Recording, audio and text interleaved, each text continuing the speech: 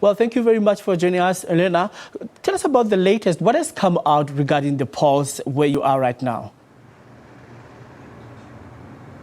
Well, this has turned into an absolute landslide for the opposition. We're expecting them to do well. Polls ahead of the vote put them as much as 30% in front. But we weren't expecting this political earthquake. The opposition has won at least 99 of the 167 seats in the Venezuelan parliament.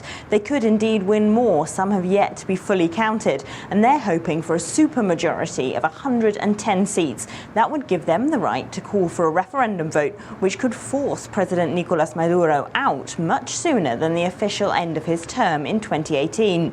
Now, in Venezuela, this really is a changing of the political guard. The socialist government have been in power since late President Hugo Chavez was first elected way back in 1998.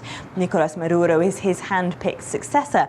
And while I think everyone here had realised that people were starting to become disillusioned, especially with the state of the economy, and were turning against the government, they perhaps didn't expect this dramatic a result. Well, it looks like there's going to be a paradigm shift of the political landscape there, with the opposition going to take over. What is the reaction of people on the ground? What do they feel, and what is it that they are aspiring for the political change and the direct changes in their lives as they expect the opposition to work for them?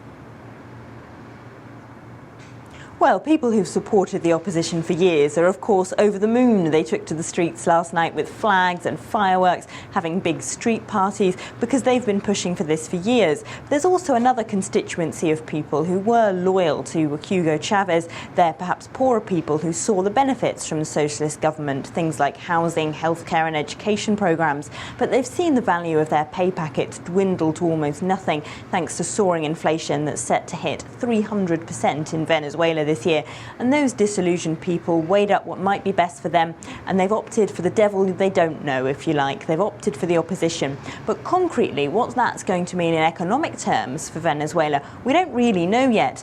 The opposition is made up of a whole bunch of different parties who formed a coalition to fight the government, but don't have much in common with each other. And they certainly don't have a concrete economic plan to try and pull Venezuela out of the slump it finds itself in at the moment. Elena, one would have expected that perhaps the legacy of President Hugo Chavez would have carried on with the people becoming loyal to his party. Now, with the opposition having taken over, what is it that was so attractive with their manifesto to convince the electoral to choose them and put them on the ruling seat? Well, as I said, they don't really have a concrete manifesto. They're a group of parties that don't have much in common with one another. About the only policy pledge they actually agreed on enough to campaign on it was wanting to release political prisoners from jail. Economically, they don't really have a solid platform, but Venezuelans are starting to think that anything might be better than the status quo, with absolutely soaring inflation, complicated exchange rates making it very difficult to import almost any foodstuffs, which means that all sorts of basic things like eggs, milk and flour are almost impossible to get hold of in Venezuela. And lots of Venezuelans have simply had enough and they want to change. They want to see what other alternatives can be suggested.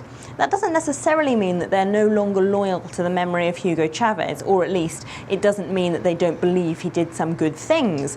But he's been dead almost 2 years. Nicolas Maduro, his successor, hasn't done a particularly good job of following with his policies. He actually sacked a lot of Chavez's cabinet when he took power, brought in his own people, and there wasn't enough continuity for many Chavez loyalists. And above all, Maduro just isn't and could never be Hugo Chavez. He doesn't have the charisma, he doesn't have the personality.